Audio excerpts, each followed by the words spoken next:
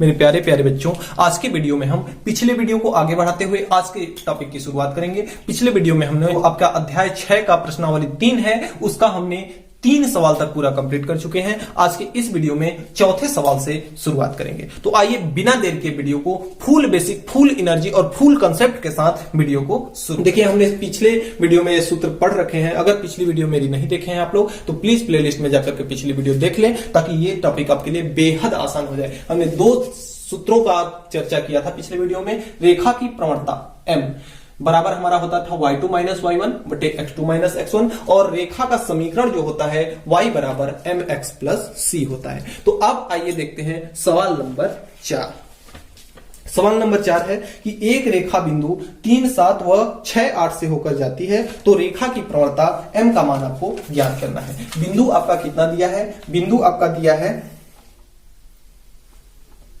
3, 7 और 6, 8। 3, 7, ये चौथा सवाल है।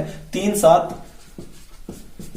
और 6, 8। इसमें देखिए 2 बिंदु आपका दिए हुए हैं। इसमें प्रवणता का मान ज्ञात करना है। 2 बिंदु, एक बिंदु, 2 बिंदु। तो इसमें जो होगा आपका x1 और y1 होगा, और इसमें जो होगा आपका x2 और y2 होगा। देखिए, पहला वाला जो होता है वह x का मान होता है तो 3, दूसरा वाला जो होता है y का मान होता है तो ये 7। पहला वाला x का मान, दूसरा वाला y का मान। इतना पता हो गया। हम रेखा की प्रवणता m बराबर जानते हैं। प्रवणता m बराबर जानते हैं y2 माइनस y1 बटे x2 माइनस x1। इसकी प्रवणता हमें ज्ञात करना है। तो y2 का मान 8 है, y1 का मान कितना है? 7। तो 8 माइनस कितना हो जाएगा? 7 बटे x2 माइनस x1। x2 का मान कितना है? 6 है, और x1 का मान 3। तो 6 माइनस 3, 8 में से 7 निकला, कितना बचेगा आपका? 1 बचेगा, और 6 में से 3 निकलेगा, कितना बचेगा? 6। तो इसकी प्रवणता m बराबर कितना हो गया? 1/3। तो इस प्रकार से आपका चौथा सवाल कंप्लीट हुआ। तो लो, अब सवाल नंबर आ गया आपका 5। एक सरल रेखा दिया गया है। क्या दिया गया है? सरल रेखा। सरल रेखा कितनी है? सरल रेखा आपकी है 5x प्लस 6y बराबर 7। सरल रेखा जो ये आपका 5वां है, इसका हल करते हैं। रेखा जो दी गई है वह है आपका 5x प्लस 6y बराबर कितना है? 7। अब इस रेखा को y बराबर mx प्लस c के रूप में आपको लिखना है, और रेखा की ढाल तथा y अक्ष पे कटा अंतःखंड। इसमें आपको क्या मान क्या किसका ज्ञात करना है? इसमें आपको मान ज्ञात करना है m का, और मान ज्ञात करना है c का। c आपका होता है y अक्ष पर कटा हुआ अंतःखंड। इस रेखा को हमें लिखना है y बराबर mx प्लस c। यह क्या होता है? रेखा का समीकरण। रेखा का समीकरण अंतःखंड रूप में रेखा का समीकरण होता है y बराबर mx प्लस c। तो इस समीकरण को अब लिखना है हमें y बराबर mx प्लस c के रूप में। तो देखिए, y बराबर mx प्लस c के रूप में लिखेंगे। समीकरण हमारा कितना है? 5x प्लस का 6y बराबर का कितना है? 7। अब देखिए, इसके रूप में हमें लिखने का मतलब यह है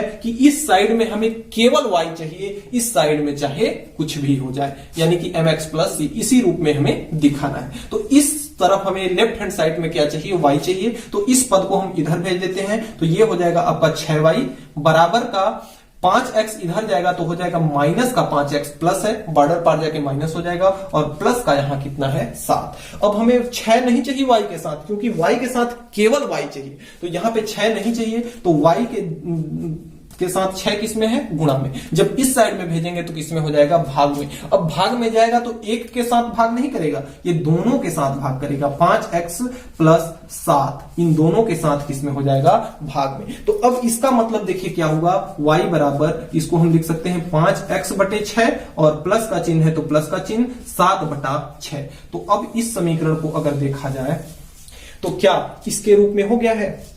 ये देखते हैं, y की जगह पे y है, और x को अगर हम किनारे कर दें, इन दोनों से क्या कर दें? किनारे कर दें। इसको 5 बटे 6 इंटू x लिख सकते हैं कि नहीं? लिख सकते हैं। तो mx है, तो m के जगह पे आपका कितना है? m के जगह पे माइनस 5 बटे 6 है कि नहीं? और इसके साथ x है, x है। c क्या होता है? अचर पद। तो ये जो आपका दिया गया है मान क्या है? अचर पद है। तो अब इस समीकरण में हम y बराबर लिखेंगे, y बराबर mx प्लस c से तुलना करेंगे। क्या करेंगे? तुलना करने पर। तो तुलना हम कैसे करेंगे? y के जगह पे y है, हमें मान किसका ज्ञात करना है? m। तो इस समीकरण में m के जगह पे क्या है? माइनस 5 बटे 6। तो m का मान कितना हो जाएगा? माइनस 5 बटा 6। और किसका मान ज्ञात करना है? c का। तो c सी के जगह पे इस समीकरण में कितना है, देखिए सी के जगह पे कितना है 7/6, तो सी का मान कितना हो जाएगा आपका 7/6। यही आपका क्या हो जाएगा, आंसर हो जाएगा। तो इस प्रकार से आप पांचवा सवाल आपका कंप्लीट हो। देखिए एकदम आसान सा छठवां सवाल है कि उस सरल रेखा का समीकरण ज्ञात कीजिए जो y अक्ष से 3 माप का अंतःखंड काटता है। अब देखिए 3 माप का अंतःखंड काटता है, इसका मतलब क्या हुआ, जो c वैल्यू है वह क्या है, y अक्ष पर कटा अंतःखंड। तो y अक्ष पे कितने माप का अंतःखंड काटता है, 3 माप का अंतःखंड काटता है। और क्या कह रहा है कि माप का अंतःखंड काटता है और जिसकी प्रवणता कितनी है 5/4। m की प्रवणता, m का मान यानी प्रवणता का मान कितना है 5/4। तो रेखा का समीकरण क्या होता है, रेखा का समीकरण, छोटा सा सवाल है। रेखा का समीकरण हम जानते हैं कि कितना होता है, रेखा का समीकरण होता है आपका y = mx + c। सभी का जो जो मान दिया है उस मान को हम रख लेते हैं। तो y बराबर m का मान कितना दिया है 5/4, तो ये हो जाएगा 5x/4 और प्लस c का मान कितना दिया है 3। यही हमारा क्या हो जाएगा, रेखा का समीकरण। अब चाहे तो हम इसमें थोड़ा सा और इसको हल कर सकते हैं, इतने पे भी हमारा आंसर सही है, लेकिन इसको चाहे अगर हम तो थोड़ा सा इसका हल कर सकते हैं। देखिए 3 को अगर हम इधर भेज दें तो 3 आपका y इधर आएगा तो किसमें हो जाएगा, या हम करते हैं कि दोनों पक्षों में 4 से गुणा करने पर।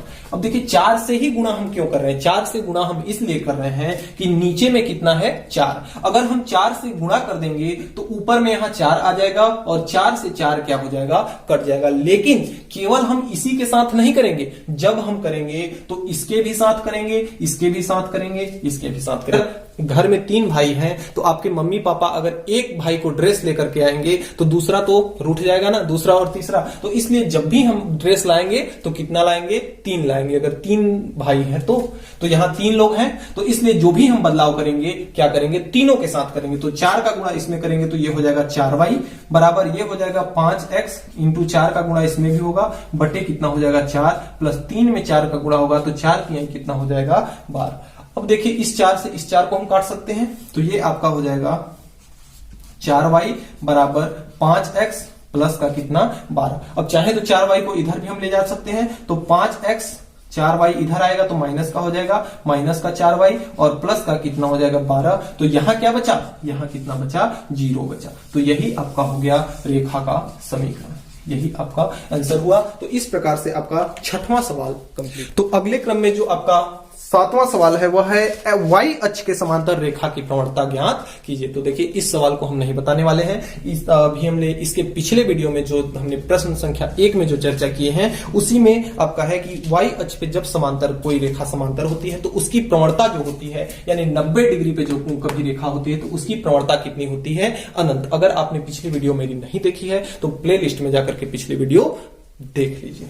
तो आगे देखते हैं आपका y अक्ष से 6 माप का अंतःखंड काटने वाली, y अक्ष से 6 माप का अंतःखंड काटने वाली यानी कि अंतःखंड का मान क्या होता है c, कितना अंतःखंड काटती है 6 अंतःखंड माप का अंतःखंड काटने वाली और रेखा की ढाल -5/3 ढाल वाली यानी m बराबर कितना दिया है -5/3 ढाल वाली रेखा का समीकरण ज्ञात करना है आपको। तो आइए करते हैं। हम जानते हैं कि रेखा का जो समीकरण होता है, रेखा का समीकरण, तो रेखा का जो समीकरण होता है वह होता है y बराबर mx + c। अभी हमने इसके पिछले वाले सवाल में इसको किया है, जिसका मान दिया गया है उसको रख लेते हैं। y बराबर आपका मान नहीं है तो y को ऐसे ही रहने देते हैं। m का मान है आपका -5/3 इंटू में x प्लस का कितना है c का मान कितना है 6, तो c के जगह पे कितना रख लिए 6।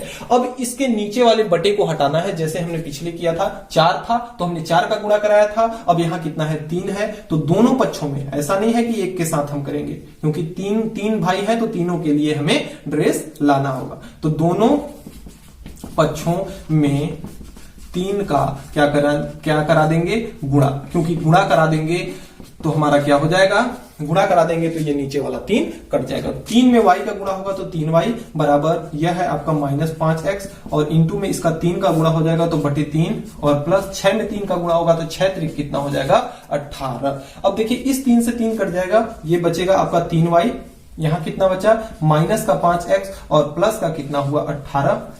अब देखिए सभी को हम क्या करते हैं, बराबर के इस साइड में ले आते हैं। तो ये आपका 3y है, 5x इधर आएगा तो प्लस का हो जाएगा आपका 5x प्लस का 3y है, 18 इधर आएगा तो माइनस का 18 हो जाएगा और बराबर के इस साइड में क्या बचेगा, 0। तो यही अभीष्ट रेखा का समीकरण है।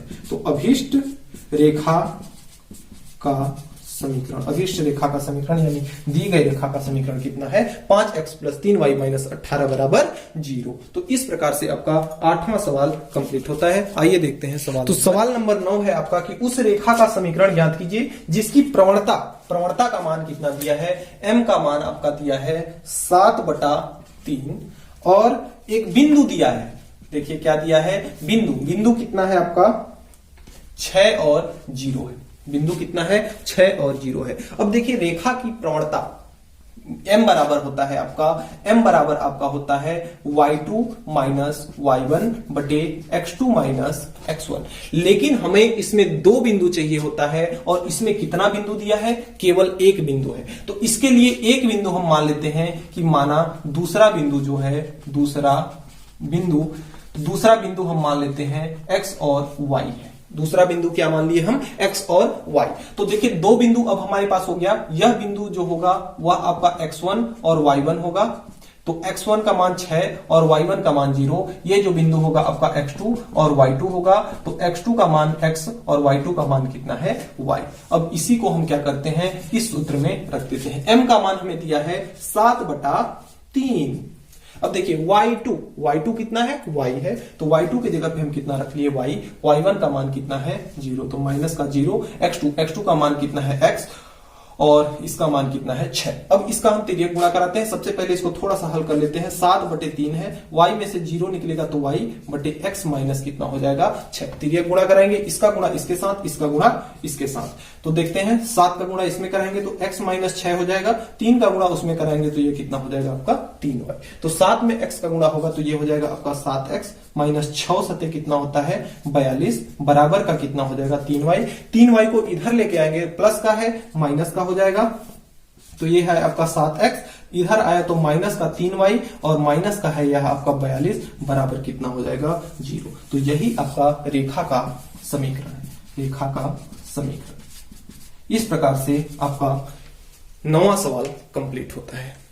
आगे अगले क्रम में आपका सवाल नंबर 10 जो कि है कि मूल बिंदु के निर्देशांक हम आपको बताए हैं कि मूल बिंदु के निर्देशांक कितना होता है 0। देखिए अच्छा विद्यार्थी वही होता है जो पिछली बताई गई बातों को हमेशा याद रखता है। तो देखिए जिन बच्चों को याद होगा वह क्या है, एक अच्छे गुड स्टूडेंट्स। तो ठीक मूल बिंदु से होकर जाने वाली सरल रेखा की प्रवणता ज्ञात करना है। m का मान आपको ज्ञात करना है जो कि एक बिंदु और दे दिया है, बिंदु दिया है कितना है 2 और 3। सिंपल सा सवाल है, 2 बिंदु आपके दिए गए हैं।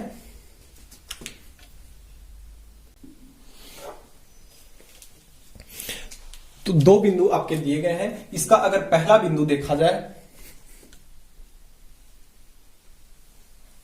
तो 2 बिंदु आपके दिए गए हैं। पहला बिंदु अगर देखा जाए तो ये 0 0 है, दूसरा बिंदु 2 और 3 है। तो पहले बिंदु के लिए x1 और y1 का मान और दूसरे बिंदु के लिए x2 और y2 का मान हम देख लेते हैं। तो x1 का मान 0, दूसरा का भी मान 0 है, पहले का मान 2 है, दूसरे का मान कितना है 3 है। हम जानते हैं कि जो रेखा की प्रवणता m बराबर होती है वह कितना होती है y2 माइनस